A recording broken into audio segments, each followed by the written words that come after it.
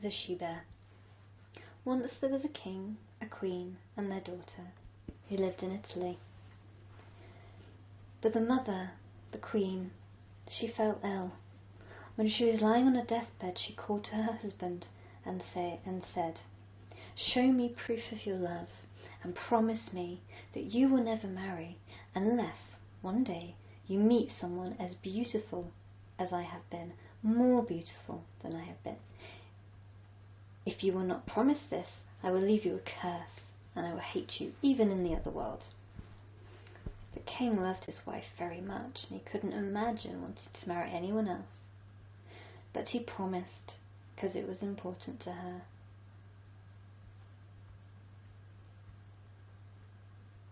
After she died, he was inconsolable for a long time. He cried fountains of tears with loud cries. He hid his face, he wept and he wailed, so all the courtiers ran to his side, wondering what they could do. He pulled upon his beard, he tore his hair. It caused him much, much pain. Now, a bump on the elbow and the loss of a wife can't be compared, but one similar to the other, sooner or later the pain subsides. He realized that he should marry again. So to find someone, how could he find someone to replace his wife? He sent word, 4 horsemen, to 4 different corners of the world, bearing letters, that all the women of the kingdom could come to a great procession. And when all of the ladies were there, lined up, he walked amongst them, the tall, the slim, the voluptuous, the intelligent, the stupid. None of them compared to his wife. And then the king's gaze fell on his daughter. There was one person in the kingdom who was as beautiful as his wife, if not more so. His daughter. Of course, she was horrified that her father wanted to marry her and refused, to which he locked her up in her bedroom. Now, the princess had a friend in the castle. It was an old lady who came and dressed her and did her hair and makeup. And when she told this woman of her plight, the woman says, "I will help you. I have a trick. I have a magic trick." And she gave her, like a twig, a stick, and said, "Put this stick in your mouth, and you will be transformed into a bear, and the king won't dare marry you." And so the princess did as she was told. When the king came on the what was supposed to be their wedding day, she quickly put the stick into her mouth, and her father, when he opened the door, he didn't find his daughter, he found a big brown bear. She was enraged, and everyone was scared, and they ran, and she managed to escape the castle, and she went to live in the forest. She was much happier in the forest. Time passed, and it just so happened that a prince was passing in the woods,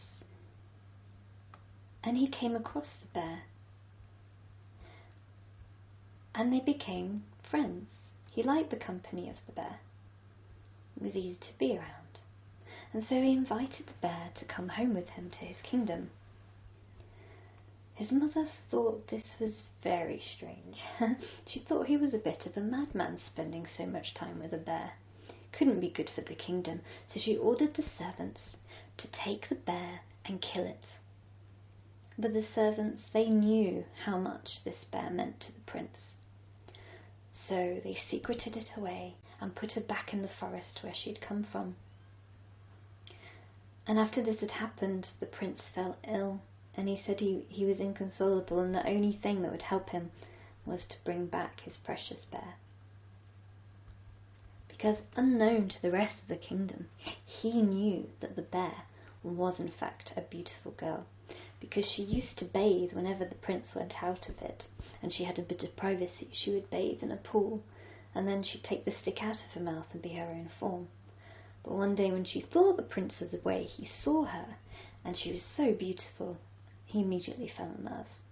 and he was heartsick. He wanted her back. He wanted her back in human or bear form because he loved her. So the prince fell sick, and the only thing he wanted was the bear to come and look after him. And so the queen, she was lamenting what she had done and regretted it, and then the servants confessed they hadn't killed the bear. Then she was very happy, and they fetched the bear back, and it came, and it looked after the prince. The queen was amazed. The prince asked for some chicken and asked the bear to cook it and serve it to him.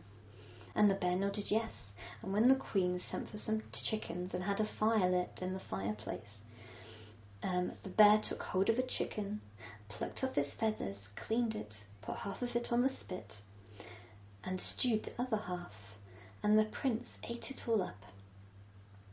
When he had ended his meal, the bear brought him some drink in its paws and handed it so gracefully that the queen was very thankful that the bear was there, and stroked and kissed it on the head.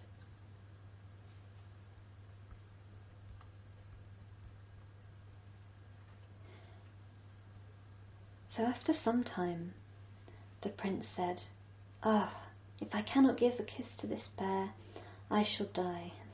The queen couldn't believe what she'd heard, but she said, kiss him, oh my beautiful bear. Do not let my son die in despair." The bear neared the prince and kissed him on the lips. And while that happened, the bit of wood fell from the bear's mouth, and she transformed back into herself. And then the queen, she was so relieved about this, that he wasn't in love with the bear, and of course blessed their marriage.